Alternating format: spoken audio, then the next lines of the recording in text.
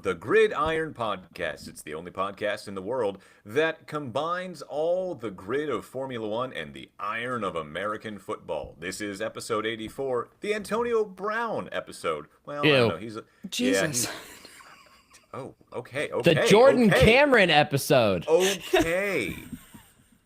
The Could also Joe be Juravicious episode. Could also be a Randy Moss episode. Yes, that is what it should He was be. in 84 at some point. All right. It's episode 84. We talk about Formula One and we talk about football on this podcast because we love them both equally. Most weekends. I'm Sean Barry, and joining me as always is our bald behemoth holding down the fort in the land. You can't see the pipes today because he's got sleeves on. He's Nick Shook. Hi, everyone. It's me. I'm back on camera after doing NFL Daily until 2:30 Eastern last night. That's 2:30 a.m. for those of you unaware. And I'm here, and hopefully my face isn't very puffy.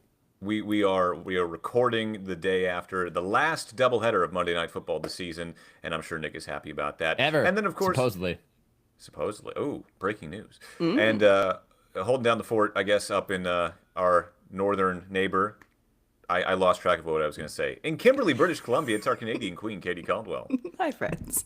Katie. Also tired because we were awake watching Nick Shook live on NFL Daily. Yeah, we're all kind of struggling today. I was at work until 1 a.m. Nick was at home, but working until 2 a.m.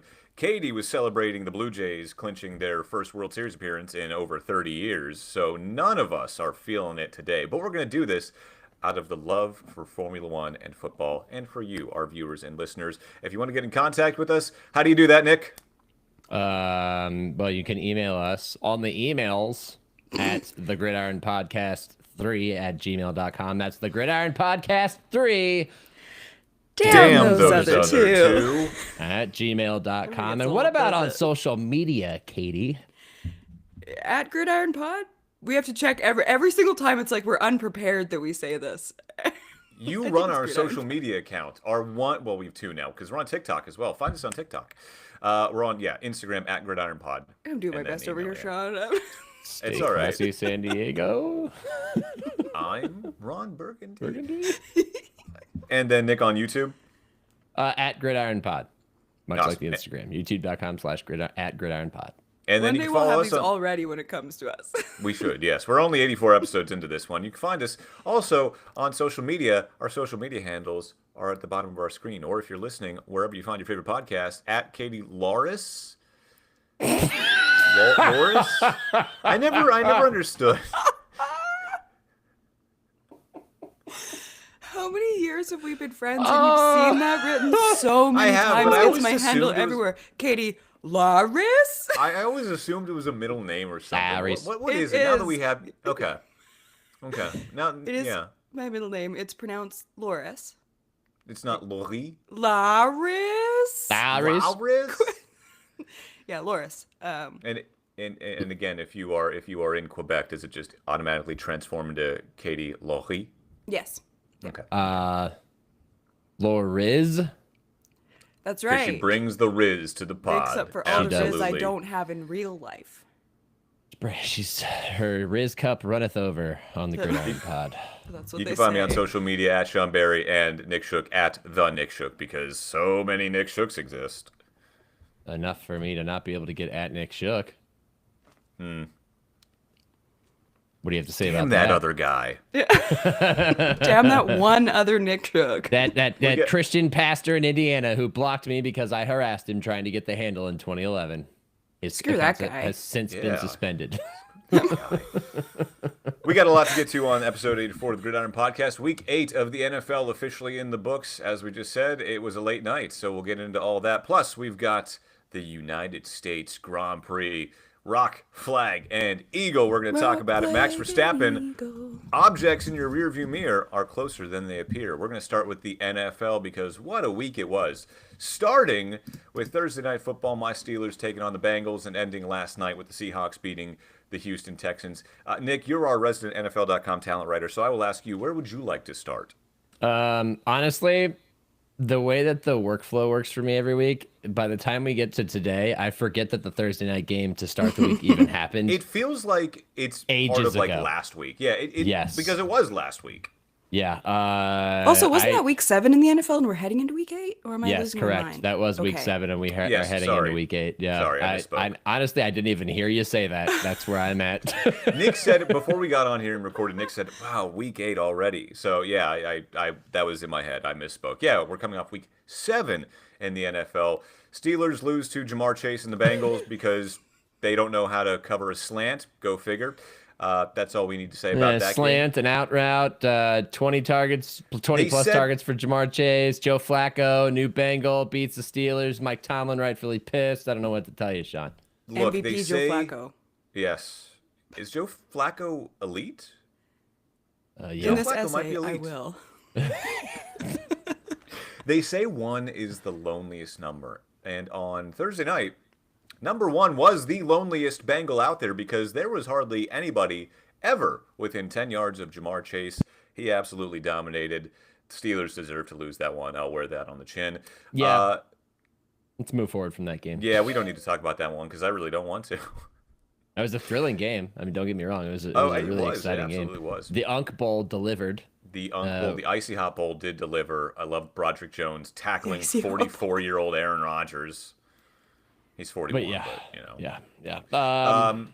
Sunday. Weird early slate. Not a lot of close games. The Browns dropped the hammer on the Dolphins. I'm surprised Mike McDaniel is still employed right now. Why was he wearing sunglasses in a rainy afternoon in Cleveland? You want to talk about Riz, baby? You got it right there. It's his shtick works a lot better when the team's better. If I'm honest. Right. Yes. Right. He looks like a clown if they're losing.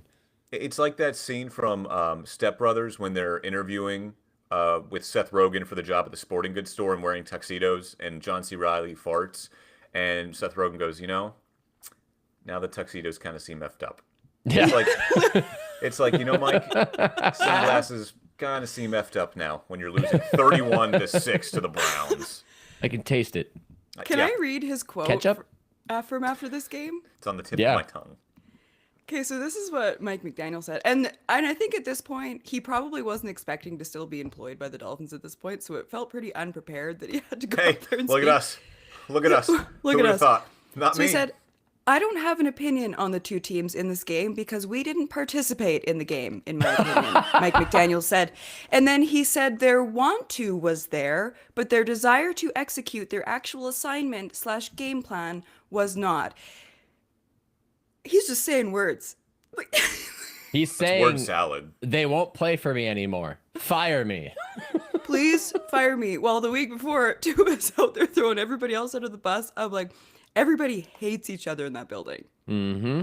This is purely a vibes-based podcast. Is that the team with the worst Absolutely. Right now? Not even close. Yeah. From week 1 on, not even close. You lost in blowout fashion to the Colts, in which your team looked disinterested. You lost a game against the Patriots you thought you should have won because you gave up a return touchdown to wipe out the lead that you just gained.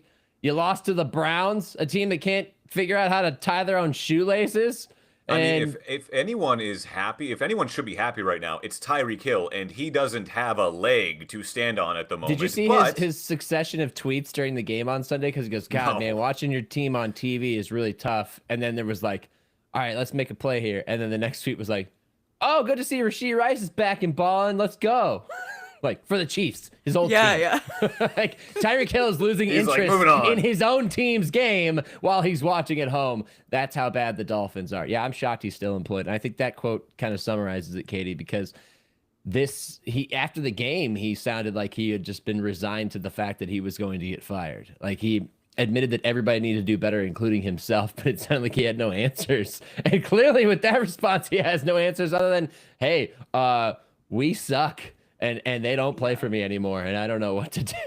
Well, and Rappaport went on yesterday because I think everybody's expecting, like, what's going to happen to Mike McDaniel on Monday? He's obviously going to be fired. And then Rappaport went on air yesterday and said that McDaniel is still liked by Stephen Ross, and Ross wants to go forward.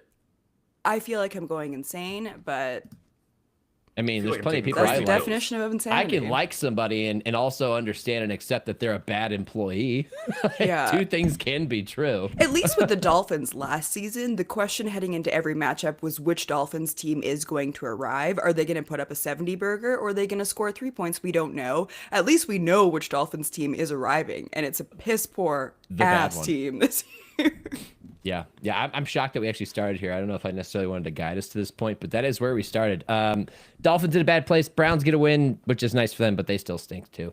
If we move forward through the schedule in the week, I thought one of the bigger games that we were all anticipating was Colts Chargers. And once again, the Colts passed every test. They didn't punt until like the fourth quarter. I know. I just watched this game earlier, and I'm like, it's like mid-third. I'm like, God, I don't think the Colts have punted yet. Yeah. There was one drive where they converted 3 fourth downs, including their touchdown pass to Michael Pittman. Like, they are a machine. I can't find reasons to hate other than maybe their soft schedule. They went out there and dominated the Chargers. They went up 23-3 at halftime. They owned that entire day. They are looking like the team that's 6-1 right now, one of the better teams in the NFL. And I don't have anything further to say. It's getting harder to poke holes in their success because at the beginning it was, oh, look who they played. They played the Raiders. They played and then all of a sudden it's like, well, they did play the Broncos defense. That's pretty good. The Chargers defense is also pretty good. Like, it's getting to a point where we can't say the schedule game anymore. The Colts are good. The Colts are good for a reason. They look complete in every area of the game. They're so fun to watch. They're one of those teams that now we can say they can just beat you in so many ways. Oh, which I did not expect to be saying. We're back with Daniel Jones this season. We are so back. Well, it really helps when you have Jonathan Taylor just running through defenses. To use a term that Mark Schlereth used during his broadcast of the Panthers game on Sunday, unmolested through the defense. Yes, untouched is what Mark Schlereth meant to say when he said unmolested, but that is a term that he used on that broadcast. Interesting. Yes. Going back to the Colts for a second. I would hope so. You're right. Good. Yes, that is great. We that is the way we prefer it. I guess. Anyway, going back to the Colts for a second. I love that Daniel Jones is walking off the field, and he's asked by Evan Washburn. A lot of people didn't think you guys would be here, and he just goes, "Sounds like y'all didn't know much." Like savage from Daniel Jones. Yes, absolutely. And I like the confidence that the Colts are playing with. Shane Steichen coaching his butt off, everything rolling to the ideal level of efficiency. I mean, it's the antithesis of the Miami Dolphins. Unlike the Dolphins, they do have a desire, willingness, and will execute according to the game plan. Let me ask you one thing. So we said how bad the vibes were, and we had a viewer comment saying even the Jets have better vibes, and they don't have a win to speak of. Is Aaron Glenn gonna make it through the season? Yeah, I think so. Is Justin Fields? No. But I think Aaron Glenn will. Look, these things don't happen overnight. The Jets have been competitive in some games. They were competitive in the game against the Panthers. Fields goes out, comes back in, leaves again. Tyrod's in. He gets him in a position to score a couple of times. He throws a pick. J.C. Horn made 2 of the best interceptions I've seen all year in that game, including one on a pass that should have been a touchdown, and he just reached up with one hand and stole it for an interception in the end zone. Tyrod put the ball on his guy in the right spot, and then he made another pick down the sideline that was just as impressive. And the Panthers are playing good football right now at 4-3. Winners of I think a couple in a row, 2 or 3 in a row, and sometimes with the Jets, you run into situations like this where you realize, hey, we were competitive. I think that like teams eventually turn a corner as long as they're not getting blown out, and largely the Jets haven't been blown out all that much this season. It's just that we can kind of trace their problems back to their quarterback and their offensive line, and their issue with turnovers, and those are all things that can be corrected, but they're kind of player mistakes, not Aaron Glenn's fault. So I think they give him the season. Hopefully they show some signs of progress. We are only entering week 8. There's still half of a season, more than half of a season to go for him to demonstrate some progress. So I think he will survive, and they'll probably be picking in the top 5, or he has a little bit of an Eric Mangini run where they win their last 4 games of the season to save his job. I think one of those 2 things is certainly possible, but I don't think he gets fired. I do think Justin Fields ends up getting benched for Tyrod, which is something that we talked about on NFL Daily, a month ago, when Tyrod had to play a game for Fields because Fields had suffered a concussion, and then afterward they were like,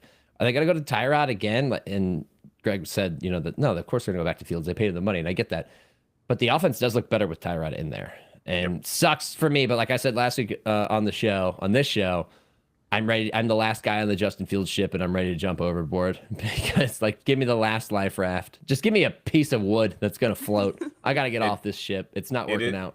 It is amazing that Fields goes to the Jets, Rodgers comes to the Steelers, and one looks significantly better than the other. Except in that Week 1 game.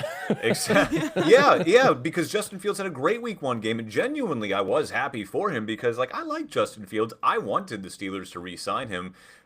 Boy, am I glad I don't make the decisions for the Pittsburgh Steelers. Yeah, I think it really comes down to the fact that he's running into the same issues he ran into in Chicago, which is he doesn't trust his offensive line, and it messes with his processing. The week earlier, before this week, so what is that, Week 6, that game the Jets played, there's guys open, and he's just not seeing them because he's pulling his eyes down very quickly in another very winnable game against the Broncos. And that's, again, why I think Glenn keeps his job, is because they're competing. They're just held back by the situation at quarterback, which is why I think they go to Tyrod and just see what happens from there. Moving on. How about some more Sunday games? The Broncos. What the hell happened? That was insane. The Broncos scored 33 points. Not even 33 unanswered points. 33 points in the fourth quarter and beat the Giants on a last-second field goal. The most points scored by a team after getting shut out in the first 3 quarters in NFL history. NFL history. Yeah. The Denver Broncos could be seen as a potential Super Bowl contender if they would just figure out how to play well before the fourth quarter. It has been the story for them in a couple of games this year, and I actually jokingly tweeted about it late third quarter in this game. I was like, the Broncos are just setting us up for a 21-point comeback in the fourth quarter. Turns out it was 33 points. We got them right where we didn't shoot high guys. enough. Yeah, exactly. I'm just like, guys, what the hell? Bo Nix has been very up and down. I have not gotten a lot of pushback from Broncos fans on where he's been in the QB index because they also see what I'm seeing, which is that he's just inconsistent right now. I felt like a lot of their offense, the likelihood that they would succeed was based on the running game, which is true for a lot of offenses, but especially this one because they have a good offensive line. They didn't even run the ball well, and they didn't get a lot of those yards until late in that game with J.K. Dobbins. Yeah, Jesus, I just got a cough. Yet out of nowhere, they suddenly find life in the fourth quarter with their backs absolutely against the wall. Like they're down multiple scores with like 5.5 minutes to go, and then they get a fortuitous interception because Jackson Dart decides to just put one in their pocket, and it opens door for them to come back. Like you could say the Broncos is an incredible comeback, which it was. It was also a Giants meltdown, at least in certain stages. And yet the Giants found a way to get down the field and score again. And the Broncos come right back and hit 2 deep passes and end up kicking the game-winning field goal. Like, Broncos fans, I know that you're with me on this. Why does your team have to make it so hard? Like, why do you have to make it so difficult for me? Yes, it is. Yeah. Inconsistent's the right word, Nick. And I don't want to say they're a Super Bowl contender, even though I know on their best day they probably are. But on their normal day, I don't know what they are. Because of all the parity in the NFL, I feel like 75% of teams right now are a Super Bowl contender because we cannot actually tell who's good. We can tell a few of them who are bad, but none of us know who's actually good. Which is why I'm getting my ass kicked in picks every week because the Commanders, oh yeah, they'll be able to move the ball against the Cowboys. Nope, they lose by 22. Jaden Daniels gets hurt, they leave. The Packers have to go all the way to the end to beat the Cardinals. The Broncos, you would think they would handle the Giants. It takes them until the final minute of the game to do that. Like it's just the parity is making everything very unpredictable, which makes for a good product because everybody seems to feel as if they have a chance every game. But yeah, it's like 75% might be a little much, but like Greg and I did, what teams could we see making the Super Bowl? And we, with his encouragement, picked 16 teams. Now, me being a hater, I had 5. So I had to open the door to another 11. But like that's just where we are. Like we don't know what's going on. We don't know what to expect from this league right now. And I felt like that game was definitely an example of it. I have one Super Bowl contender I could. Bro, sorry. Go ahead, Katie. No, who's your Super Bowl contender? I know who it is. The Lions. Who is it, Nick? Who is it, Nick? The Pittsburgh Steelers. No, Jesus Christ, no. I wouldn't even put no. The No, Kansas City Jesus Chiefs. Christ. I don't believe you, but okay. You don't think the Kansas? Oh no, I'm talking about your claim that you don't think the Steelers are Super Bowl contenders. I don't believe you, but no. Guys, I think the Chiefs are back. You think? You think? Yeah. We've talked about this for weeks. We've talked about this for weeks, I know. And then they just come out and drop a right. freaking bomb on the Raiders had 30 plays from scrimmage. I've never seen that. Like 30 plays. They went 3 and out so many freaking times that they ended with 30 plays from scrimmage. Was it 30 or was it 29 total plays? Even when the Chiefs 30. were 0-2, even when they started the season 0-2, with losses to the Chargers, and then it was the Bills, right? No, Eagles. Sorry. Eagles. Yeah. All right. So when they lost the Chargers and Eagles to start the season, we sat here and said, "Yeah, they're 0-2. We're not going to count them out." No. This isn't. And then they're sitting there at 2-3. No, we're not going to count them out. This is why. They get Rashee Rice back, and everything looks like hunky-dory now. They're the Kansas City Chiefs again. Yeah, if you want to apply the whole they haven't played anybody thing to their schedule, I mean, they beat the Ravens with Lamar. Lamar got hurt in that game. They lost that Jags game that was very thrilling. The best win they have is over the Lions, for sure. But this one, I mean, my God, they dominated time possession 42 minutes to 17, 42:08 to 17:52. Like the condensed games, how I watch games every week before I dive into actual all 22. Usually they're you might luck out and get a 36-minute game. Most of them are 38 to 42. Some get as high as 45 or 46, especially if it goes to overtime. This game came in at 32 minutes. No. Even that feels generous. It got so bad we saw Kenny Pickett taking snap. And fumble. Notice I didn't say snaps. We saw Kenny Pickett taking snap for the Las Vegas Raiders. First snap, and he fumbles. Yeah. It was such a lopsided game that the Chiefs kneeled it down 3 times and then punted. They were like, we can't even finish the clock here. We don't care. We're still going to kneel it down 3 times and just punt it back to you. Oh, my gosh. Yeah, the Chiefs are for real, man. And everybody's going to give me shit for where I put Patrick Mahomes in the QB index. I don't care. He's playing great football. They're playing great football. Where is he this week? He was number 2. And okay. Spoiler, he's probably be number 1 this week. After you hear that, fans? Nick Shook doesn't give any S's what you think. So send him all your hate mail. Tweet at him. Actually, let's do this. We should do mean tweets, right? We've talked about this before, doing mean tweets on our show. Let's go over to the old inbox on the public account real quick. Recent. Mine are far too dark for the public domain. Yes. Okay. So, from they literally come from the dark web, Katie. I would love to name these people, but I'm not going to do that. From one person, is yours spelled correctly? No. YOU''RE. Good question, Katie. Good follow. Your and index rankings are dumb. ... You don't watch football and are an idiot. Thank you. Is so well at least thought spelled out. Right? Yeah. Are an idiot. But I'm glad. I had a guy who jumped in there and said you're an F star asterisk idiot. So thank you for censoring your anger. The message was still received. Oh, he actually censored himself? Yeah. Oh yeah. Oh. You're F I love that star you star knew star it was a him. star idiot. Which it's funny because that could be about anything. He didn't have any follow-up context there.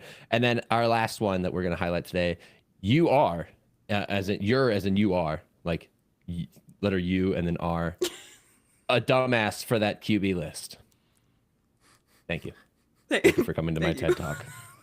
Thank you for reading. Yeah. We should honestly, we should put these up on the screen for our I viewers would next prefer time. more of these because at least that means people are reading and engaging. But Patrick Mahomes is going to move up because he's playing fantastically.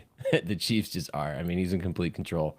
They are rolling. Who was number 1 on your index last week, Nick? Baker Mayfield and transition. There we go. The That's Monday what we Nighter. in the biz call a segue. Yes. Yeah, last night, Monday Night Football, Bucks taking on the Lions. Probably the matchup most people were looking forward to this week. 5-1 versus 4-2. You know, who's the class of the NFC? The Lions, honestly. I mean, they bottled up that Buccaneers offense. They had Emeka Ibuka coming back off a hamstring injury that kept him out of the second half against the Niners. They had Mike Evans coming back.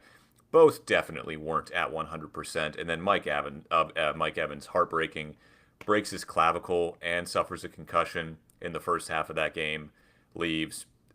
It's entirely possible that we have seen Mike Evans play his last snap, maybe in the NFL. I don't know. I hope not, but it's entirely possible. And the Bucs go on to lose 24-9, and it didn't even seem that close. Yeah. I mean, shout out to the freaking Detroit Lions and new defensive coordinator Kelvin Shepard for coaching up a bunch of guys we'd never heard of. They were without Kirby Joseph, Steelers Brian legend Branch. Arthur Mollett. Yes. He's done an AFC North tour of his own, by the way. Calvin Shepard coaches up a group that is missing Brian Branch because he punched Juju Smith-Schuster in the face after their loss to the Chiefs. They don't have Kirby Joseph was hurt. Yeah, they don't have Terrion Arnold. They don't have DJ Reed. That's like their 4 top corners, or top defensive backs, not corners, but defensive backs. That's both their starting safeties. As Sean goes dark on the screen, and now he's back. He just went on his own darkness retreat. And yet mandatory for Steelers fans these days. Yes, it is. They hold the Buccaneers to 4-16 on third down, 251 yards of total offense. They get 2 turnovers. The Bucks don't run the ball well at all. 10 for 38 for Rashad White. Did not have Bucky Irving. The Bucks also were missing guys. That we know that they've missed 2 of their starting offensive linemen for significant portions of the season, 3 sometimes, although Wirfs has come back since then. They didn't have Mike Evans. They didn't have Chris Godwin. Emeka Egbuka did not look like he was at 100% after that hamstring injury. They were banged up too, but wow. Did the Lions do a great job of shutting down Baker Mayfield and making him look uncomfortable and sped up and not like the quarterback we'd seen in the first 6 weeks of the season. The Bucks have been banged up since training camp, and that's what's made their story so cool this first part of the season is they've found ways, right? They were the cardiac Bucks there for a while. Last week, they have their biggest margin of victory of the entire season when they beat the Niners 30-19. Like, everyone in the locker room afterwards was telling me, yeah, it was kind of nice. We could just bleed out the clock and, like, relax a little bit. And then this week, I mean, yeah, Baker Mayfield threw a lot of kind of high passes. It just did not look good. And that was kind of, we had a photog in the locker room after the game. That's what players were saying, was just, we know this wasn't us. We'll see these guys again. Hopefully we're ready. Levante David said it was humbling, especially because Jahmyr Gibbs had about a little over 200 all-purpose yards against them. It was not good on offense or on defense for the Bucks. And Emeka Egbuka actually had a really good soundbite. He said, he's glad he's not in college anymore because a loss in college pretty much meant your season was over. Here, they have everything in front of them, and they're fine. No, spoken like somebody who lost to Michigan 4 times in a row. It pains me. Jahmyr Gibbs racks up the highest scrimmage yards total for a Lions player since Calvin Johnson broke 300 in 2013. That was the kind of night he had. He ripped off a 78-yard touchdown run. He had a 5-yarder in which he had to spin around traffic and fall across the goal line. He caught a 30-yard pass in the second play of the game to key their first touchdown drive. It was all Gibbs all night for the Detroit Lions on a night in which Jared Goff, the stat line lies. He did not look as good as 20 of 29 for 241 and a touchdown and a pick. He looked much worse than that. He was responsible for 2 turnovers that the Buccaneers basically did nothing with because the Lions defense was that good. So this is, again, a reminder of just when you think you know things about the NFL, you don't. No matter what set of circumstances is surrounding a game that you're preparing to watch, you don't. But what we do know is that the Lions have a culture that will see them through challenging nights like this. And this was probably their most resounding victory of the season, just off the top of my head. If you go all the way back to, let's see, the Bears, they dominated the Lions. Sean frozen. Sean is frozen, and this is great. It's kind of tripping me out. Now he's in there in a second window, so I don't know what to do with the other one. We have 2 Seans. How do I get rid of the other Sean? Sean, look at you. You're frozen. Do you see your frozen self? No, I only see the 2 of you. No, I don't see my frozen self. Are you taking pictures of this? Yeah, this is Please so tell me funny. you're taking pictures of this. I was kind of hoping, Nick, as an actual, on-air personality, you'd be professional, realize that I was leaving to reboot my camera real quick so I wasn't just completely out of focus. Continue with your rants and then welcome me back, or not even mention it, just bring me back to the podcast. But I guess I Sean, if we were that professional of a podcast, I don't think we'd have any listeners because they like it when we go off the rails, and your computer just sent us off the rails. So welcome back, Sean. Glad you sorted out your technical difficulties. I forgot what the hell I was saying about the Lions. I had to unplug my webcam because I was out of focus. I was so out of focus. I didn't even realize he was frozen, Katie, and then I looked at him, and he had the most stern, focused look. He was like... I felt like I was in trouble. Like I was going to be sent to the principal's office. I have what's known as resting cower face. That was resting bitch face. Stay out of the cat box. Yeah. Papa Popper is in the chat. Thank you, as always, for watching and joining in. Did Sean adopt Katie's potato Wi-Fi? Potato Wi-Fi. Yes, my Wi-Fi is powered by a complex carb. Thank you, Papa. Yes, indeed. I don't know. I have nothing more to say on that. I mean, it was a great game for the Lions. No, it wasn't a great game. The other Monday night game, the Houston Texans offense is terrible. I'm surprised their offensive coordinator is still employed as of right now. I mean, you get the ball first and goal and you don't get it in a 2-score game. Then you get 4 turnovers. You get 2 takeaways in the fourth quarter. The only touchdown you scored until the final few minutes of the game was a defensive touchdown because Will Anderson's a monster. And you lose a game that you could have won against a very good Seahawks team. I might be ready to give up on the Texans. I think at 2-4, I might be ready. I've given up on them ages ago. Yeah, that was a while ago. I didn't get to watch that game last night, but I imagine the atmosphere in it was like, yay, because that city just watched their team lose a heartbreaking Game 7 of the ALCS, and then they have to sit there and watch a football team, which the Seahawks gave them a reason to cheer, yeah, but it's like, yay. They also played with their food for most of the second half. Yeah. It's like, yay, the Seahawks won. You know what? I think we do football on Formula One here, but this is a good time to examine Katie's allegiances. Because Katie is essentially a pseudo-Pacific Northwesterner. Like, she lives in Canada, in the western portion of it. Southwest in Canada. Yes. Right. So that's why I said pseudo, as in she's Pacific Westerner. I don't know. She's up there somewhere, okay? And that makes her usually pretty sympathetic to Seattle teams. But last night, Katie found herself in a weird spot where the Toronto Blue Jays were playing the Seattle Mariners, Game 7 of the ALCS. And Katie was very firmly on the side of the Toronto Blue Jays, which leads me to my next question. Katie, did you ever have any internal conflict over who you might cheer for in this series? Oh, absolutely. The Mariners are my second favorite team. Like, I'll cheer for them if they're not playing the Blue Jays. And for a long time, I felt a bit split between them just because BC is a lot of Mariners fans and a lot of Seahawks fans. Like, a lot of people in Vancouver have season tickets and they drive down for the games. And there is definitely a big, like, Toronto versus West Coast vibe in Canada. Like, when I went to school in Toronto, it felt like I was abandoning everything I knew and loved. Like, it felt like I was cheating on my belief system. But the Jays, because in every single one of my jobs, we've all covered the Jays. Like, they are truly Canada's team. So, like, 650, even that's Vancouver radio that I brought you on, Nick. And then I accidentally sat on my cord and then left mid-interview. And now look where we are.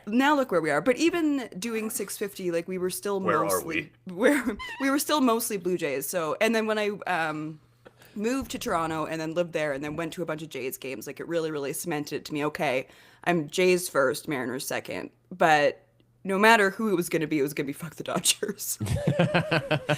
Like, I would have been cheering for the Mariners so hard in the next series. It kind of sucked that they had to play each other, but I'm glad that it was when it's down to 3 teams left.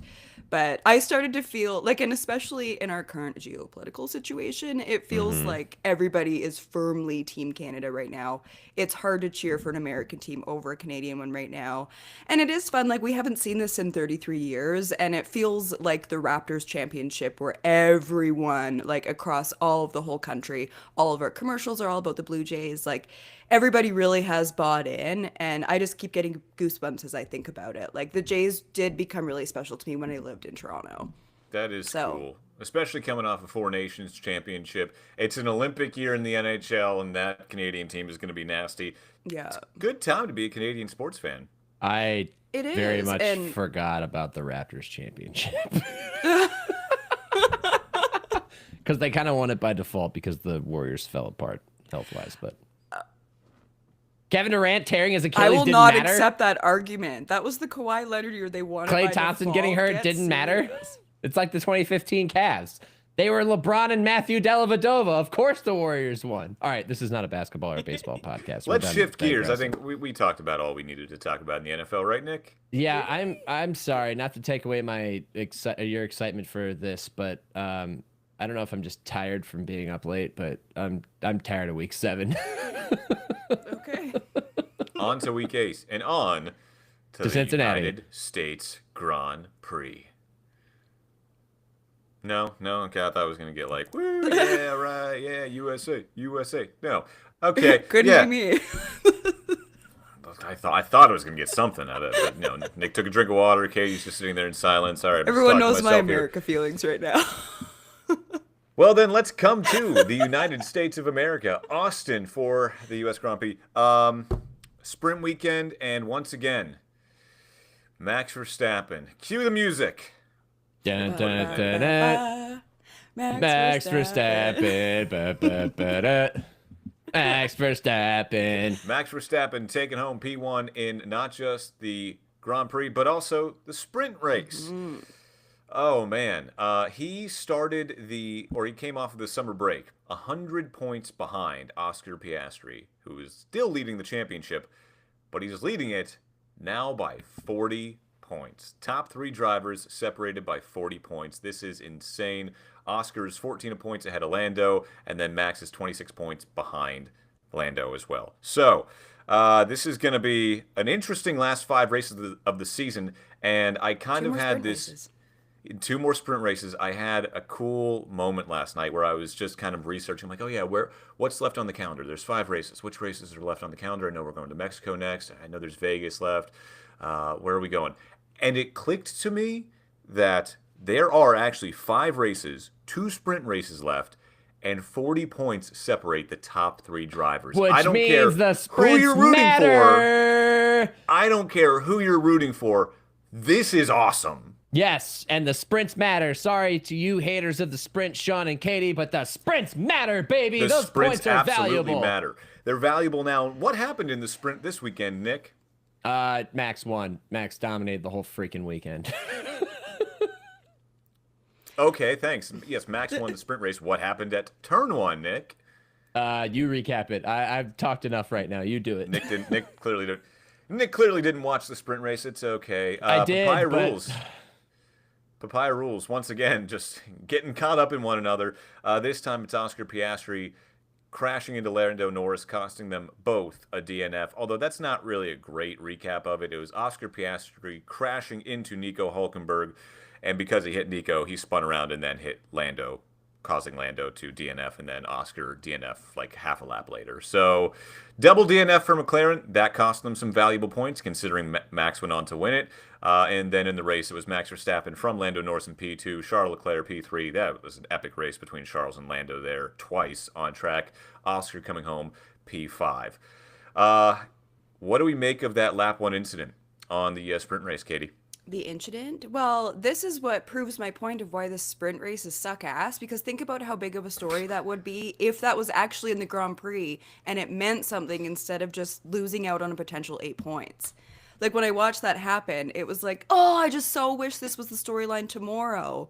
Because even in, like, a bunch of recaps that I've listened to about the Grand Prix, it's more of just, like, a footnote that, yeah, in the sprint, they crashed into each other. That would have been such a crazier storyline if that was actually happening on the Sunday, but because it happened on the Saturday, then it's like, oh, and then Max won again on Sunday. That's why I just don't like the sprint races, because even when something really big happens like that does shift a championship race so much, it's like, oh no, we lost out on potential 8 points, which I know was a big deal, but it's not 25. What about Zach Brown, CEO of McLaren, calling Nico Hülkenberg amateur hour driving? When it was that was a racing incident. Yeah. That was a lap 1. Yeah. That was not Nico's fault. That was Oscar's fault. What really happened was it was a chain reaction, starting with how Lando reacted to Max, and then Oscar tried to tuck in behind Lando, and boom, there's Nico Hülkenberg just sitting there waiting to get hit. I don't care what. Fernando kind of just like... Yeah, Fernando was off to the side. Yeah. Yeah. I don't care what series it is. I don't care if it's MotoGP, if it's F1, NASCAR also races at COTA. I don't care which one it is. That turn is one of the most exciting corners in racing. It's especially on lap 1, because you are heading full steam ahead up a hill and then have a sharp left-hand turn. There is going to be traffic all around you, and that's what makes that turn. If you've never seen the NASCAR race at COTA, I would highly recommend it, because that's like a demolition derby around that corner. It's awesome. And you knew, hey, there's probably going to be a car next to me. It's like driving on a busy highway during rush hour. It is a blind turn, though. You need to anticipate there's probably going to be a car to your right and to your left. Defensive driving. And Oscar just kind of threw it over there. I would put this one solely on Oscar. Not that I'm like hammering him for it, but it wasn't Nico Hülkenberg's fault. He was just there. I really don't blame it on anybody, to be honest with you. I think it was all just reaction to how they approached the hill. and Max obviously in the lead, Lando right behind him, and Oscar, I guess, got a little cheeky, like trying to slide underneath him, but he really just tucked his car underneath. Like and he had, that was the only place he could go because of how closely he followed. And then Nico was just doing his thing too. The worst part about it, I think, is Fernando getting a puncture because he's just like a drive-by casualty to this whole thing. And you can immediately see his tire just boom, flat. But it also gave us a very great moment, which was one of my favorite moments in F1 when collisions happen. A stray tire rolling down the track. They show the shot of them coming down the hill into turn 2, and there's just a tire, just a random tire going down the track. Oh, there it goes. It's still rolling. The tumbleweed of F1. Yes. I can do you one better. I was watching, I think it was also at Coda, a NASCAR trucks race. I think it was like a year or two ago. And someone's back axle, the entire back axle with tires included, rips off, and then you just see it rolling down the track, and it like goes into a ditch, and it's still rolling. It was still going.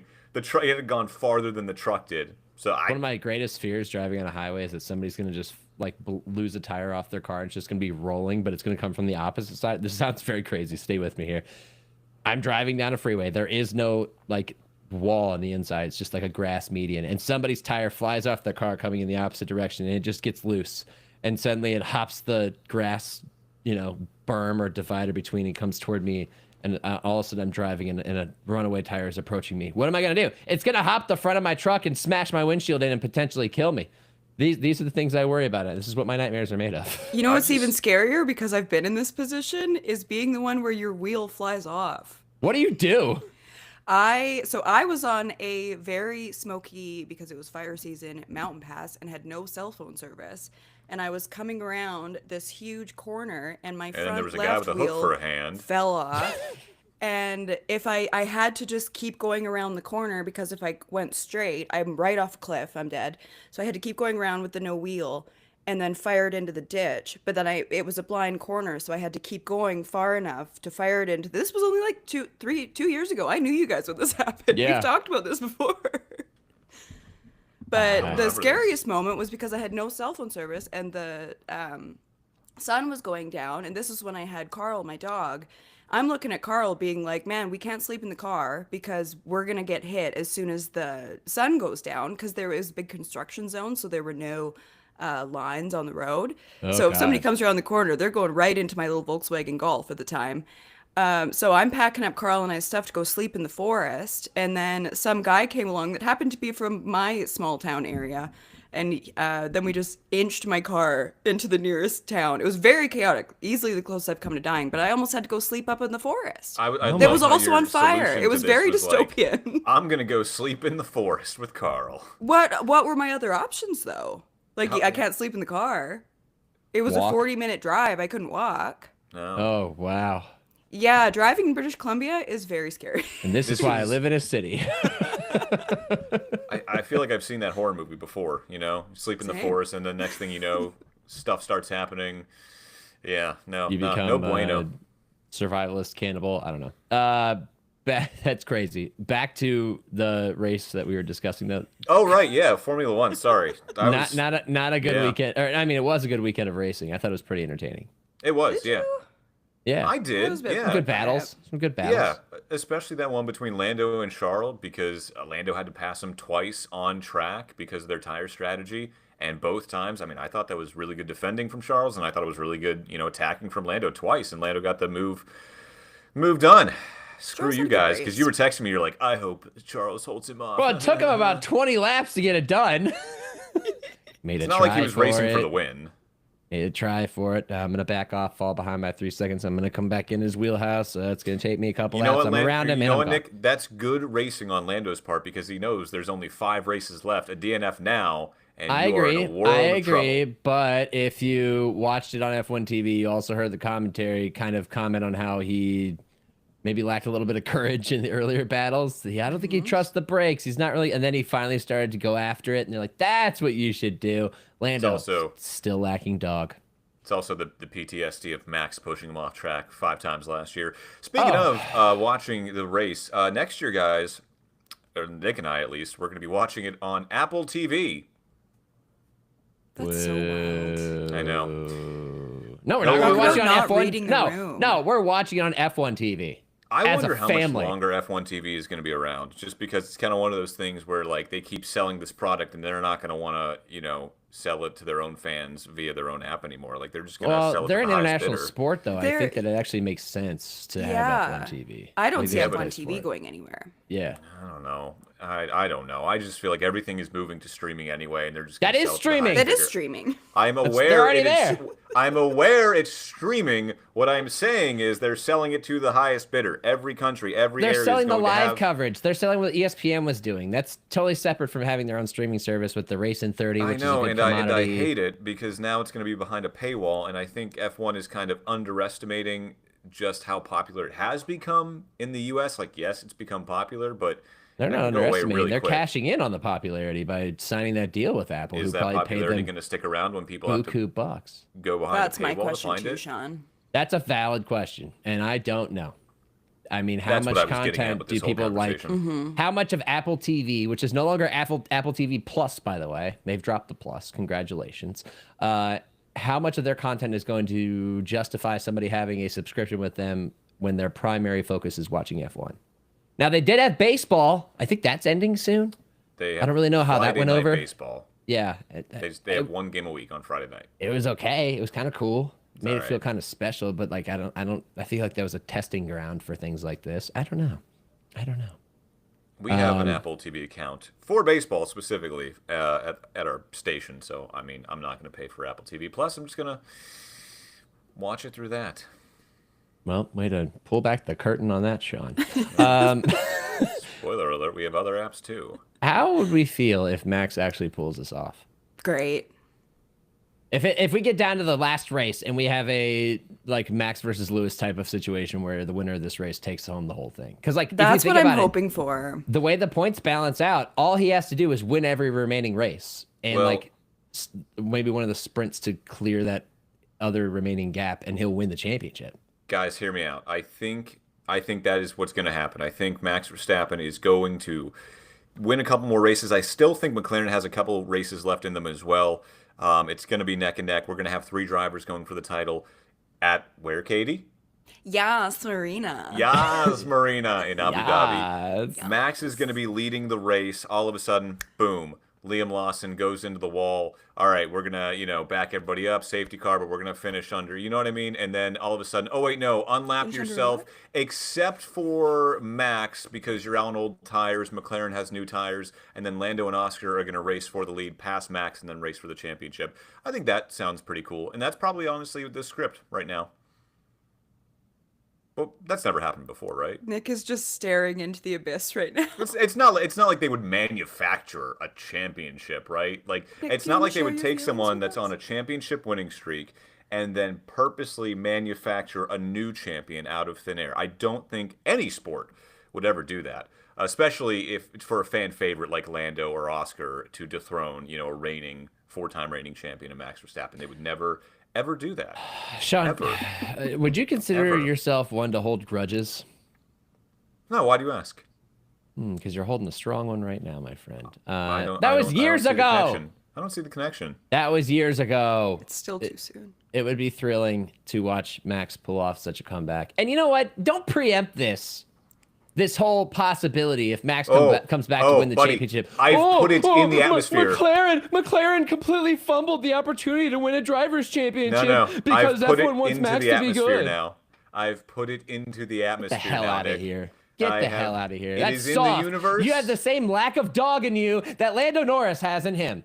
It's in the universe, my friend. It is in the universe. And I'll do you one better. If I were Max and his camp, I would actually worry about that possibility.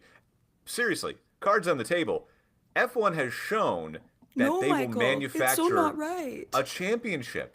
They do not play by the same rules every single time. And if they think it's going to sell their league to more fans, they might do it, Nick. I would actually worry about that as a possibility. Seriously. It's a wild take. Not that I'm saying it's right.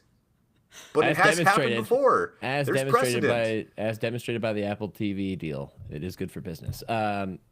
Look, man, that was a one-off. If Max were in position to complete the comeback, you could simply just be like, McLaren blew it, or McLaren staves off a massive collapse, and Lando or Oscar, if they ever decide who they want to win the championship, wins the championship. But in order for Max to actually do it, it would not be because of some final race shenanigans. It's just not, because he never should have had this opportunity in the first place. If McLaren could have, if they would have just gotten out of their own damn way. We've talked about this in the show for weeks. They have put themselves in this position for the door to even be cracked open for Max to do this. You could never blame it on some shenanigans in the final race. Would that be a little distasteful? Yes, but they are apples to oranges, that and the Max and Lewis finish in 2021. And Katie put in the doc. What was that, Nick? The blame would be on McLaren. Katie put in the doc. WTF is going on at McLaren? Evergreen question. It is an evergreen question. I feel like I could just leave that in the doc every week. It's one we haven't answered in the many years that we have been covering McLaren Formula One racing team. I have nothing further to add. I hope Max does it, and so I can dunk on you. That'd be great. Max Verstappen. Max Verstappen. I'm just going to send you that every day. And she's just completely gotten off that bandwagon. I'm just having a terrible time. Yeah, exactly. She's like the that little puppy in a burning house. This is fine. Everything is fine. She's here for the vibe. She's coming around to Max. She said it weeks ago. She's all right. She likes Max now. I'm also just cheering against McLaren. So this is a great year for me. Woo! I know you are. When's you Mexico take the wins with the losses, you know? Wins what? Mexico. It's coming up this weekend. Let's do race predictions, guys. Okay. I forgot we were going to do that. Vibes, baby. No script. I thought we had a week off. All right. Mexico City, where we get the cool mariachi intro to F1 again. Love it. Yes. Katie, would you like to go first? Sure.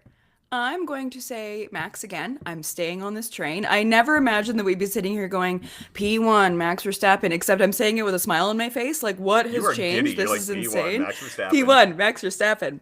P2, I'm going to say George. And then P3... It's Jorge. Jorge. Thank you. And then P3, I'm going to say Oscar. Which further complicates the number one boy problem in McLaren, where they love Lando so much, but neither of them are doing very well right now. I'm going to go Lando P1. I'm going to go Max P2, and I'll go Oscar P3. If we're going to get a three-person race down to the end, I want to see those three guys on the podium. And I also want to see things get a little more interesting at McLaren if they're not already interesting enough. Because at some point, and I don't think it's going to happen, they're going to have to maybe choose someone here, even though Oscar is the current World Drivers' Championship leader. But if Lando wins a race and Oscar finishes 2 spots behind him, and Max also gains points on Oscar by beating him again, things are just going to continue to get tighter and tighter and tighter. And while I am rooting for McLaren, I'm also just rooting for a cool end of the season. So I'll take that top 3. It would be funny if Max ended up winning the championship because McLaren never ended up picking a number one driver. I think it would be hilarious and then as well. All these things come back to haunt them. Guys, I'm a McLaren fan, but I will fully admit they are bottling this. Yep. Nick and I have been saying that for over a calendar year. Yes, we have. I have agreed with you many times. Oh, I can't wait for that moment when Katie and I are proven right again. It's going to be sweet. Max Verstappen P1. I am fully on board the Max comeback train, and that car looks awesome. I don't know what they did to I know they fixed their aero, and it's just like taking it to a new level. And Max, of course, is the perfect driver to pilot it. He's going to win again. I'm putting Charles Leclerc P2. Ferrari has looked pretty strong. Has looked pretty strong, and I felt like I bottled it by putting George Russell P2 on our most recent predictions. And we're going to go Oscar P3 and then like Lando P4, and there's going to be some drama. Yes, I'm adding a P4. There's going to be some drama on whether they like invert position in that situation too. I love that. Like I want them stacked in the order every week here on out so that they have to choose. And they have to like be at least in the crosshairs of having to decide, or at least answer for not deciding their order. Like all the pressure in the world on the papaya. See if you're built for it. Max continues the comeback train. All the momentum in his direction. Let's do it. I want to buy more Max Championship gear, damn it. Papaya pressure. All right. This will be fun. This isn't going to be a stressful last 5 races of the year for McLaren fans at all. This is fine. Everything is fine. See, at least my driver's not even in the running anymore, so it's stress-free from here on out. Only 4 of them are now in the running. Yes, George Russell is technically, mathematically, still in the running. So cue the George Russell comeback story. George Coco. 2 Ferraris on the podium for Papa Popper. He's doubling down his prediction from last week. He did nail the I would Charles love Leclerc. to see Lewis on the podium. Me He too. has been on the podium once for a sprint race back in, what was that, China? Oh yeah, sprint race, so memorable. But yeah. Hey, they're going to matter. I know. I just wish they didn't exist, so then we wouldn't have to think about them. They wouldn't have to matter at all. But it's fun. I'm having so much fun, Nick. We'll be back next week to break down Week 8 in the NFL and the Mexican Grand Prix. For Nick Shook and Katie Caldwell, I'm Sean Barry. This has been episode 84 of the Gridiron Podcast, the only podcast in the world that combines all the grit of Formula One and the iron of American football. Until next time, live life in the fast lane. And may you find somebody who loves you as much as Katie hates the sprint. Good night, Canada, and go Blue Jays.